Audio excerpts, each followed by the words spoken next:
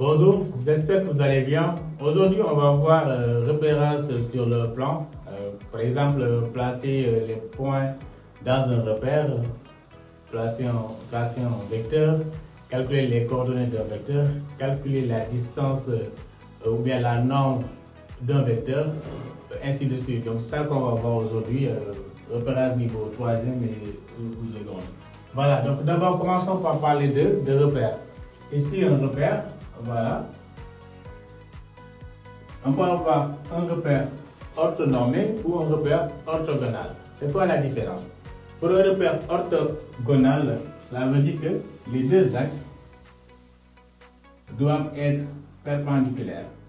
Là, on dit repère orthogonal parce que quand même, on pouvait avoir des repères comme ça. Voilà.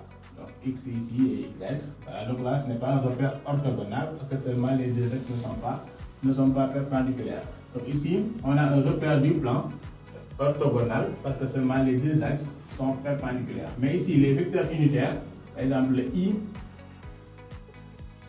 et J peut être là.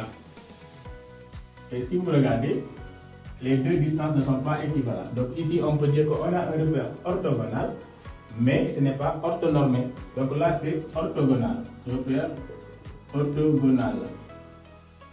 Maintenant, c'est quoi la différence avec le repère orthonormé?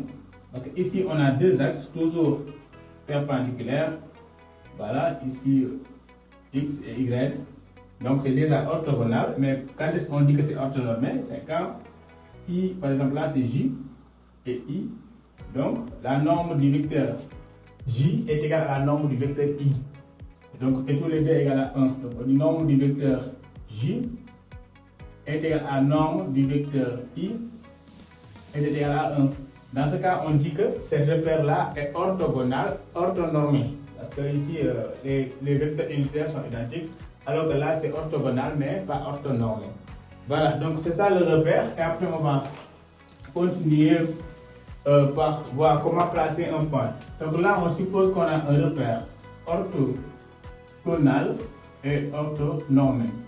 Donc voilà, les deux distances là sont équivalentes, donc les divisions, c'est comme ça. Voilà, ici c'est équivalent, voilà. Voilà, on n'a pas respecté le truc parce que je n'ai pas utilisé de règles. Là c'est 1 alors, 2, 3, 4, 1, 2, 3 et 4. Voilà. Donc là c'est moins 1, moins 2, moins 3, moins 4. Et là c'est moins 1. Moins 2, moins 3, ainsi de suite. Voilà, donc là c'est un repère orthonormé orthogonal. Et ensuite, maintenant, on peut nous donner un point A de coordonnées 2 et moins 3. Un point B de coordonnées 0, 5. Un point C de coordonnées moins 1 et 2. On peut nous demander de placer ces trois points-là dans le repère, dans ce repère. Maintenant, pour placer les points, il faut savoir d'abord qu'un point est défini sur le plan par son abscisse et son ordonnée. On va faire abscisse ordonnée et cette couple-là, on l'appelle coordonnée. Voilà, maintenant ces coordonnées, ici on dit X de A et Y de A. Voilà, donc c'est défini par ces deux points-là, c'est par ces deux nombres, X de A, Y de A. Et il faut savoir que toujours la première valeur que tu as ici, ça représente l'abscisse. Et la seconde valeur après le point virgule, ça représente l'ordonnée. Et des fois, là c'est horizontal, mais des fois on peut représenter comme ça A, donc on dit X de A, Y de A. Et dans ce cas aussi, ne vous perdez pas, c'est la même chose. Sauf que chaque fois, il faut savoir qu'entre la première valeur donne l'abscisse et la seconde valeur donne l'ordonnée. Ici, donc c'est ça l'abscisse et c'est ça l'ordonnée. Maintenant, si on demande de placer ces points-là, A d'abord, son X c'est 2 et son Y c'est moins. Son Y c'est égal à moins 3. Donc on va aller sur 2 ici. Après là c'est moins 3. Donc on prend la règle. On fait des pointillés légèrement, mais parallèlement avec l'axe des ordonnées. Ensuite on vient ici, on a Y égal à moins 3. Donc moins 3 est là. On fait idem, mais parallèlement avec l'axe des abscisses. Et dans ce cas, le point d'intersection de ces deux droites nous donne le point A. Donc ici, c'est le point A. Voilà. Maintenant, après, on pourra gommer ou effacer en tout cas nos pointillés qu'on avait mis légèrement repérer notre point A. Donc ici, c'est le point A.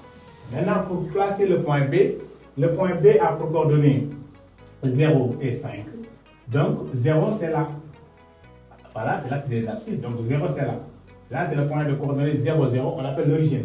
Maintenant, ici, c'est 0 et 5. Donc 5, on fait 1, 2, 3, 4 et 5 ici. Donc du coup, le point B est là. Parce qu'on est à 0 sur X et on va aller sur 5 sur Y. Voilà. Ensuite, on peut nous demander de placer le point C. Le point C a pour coordonnées moins 1, 2. Donc moins 1, c'est ici. Donc on va prendre la règle, tracer légèrement des pointillés droits parallèles à l'axe des ordonnées. Et comme c'est 2, on va mettre idem, parallèle à l'axe des abscisses. Et le point d'intersection entre ces deux droites nous donne le point C. Donc ici, on a le point C, le point A et le point B. Donc c'est comme ça qu'on place les points, un point dans un repère.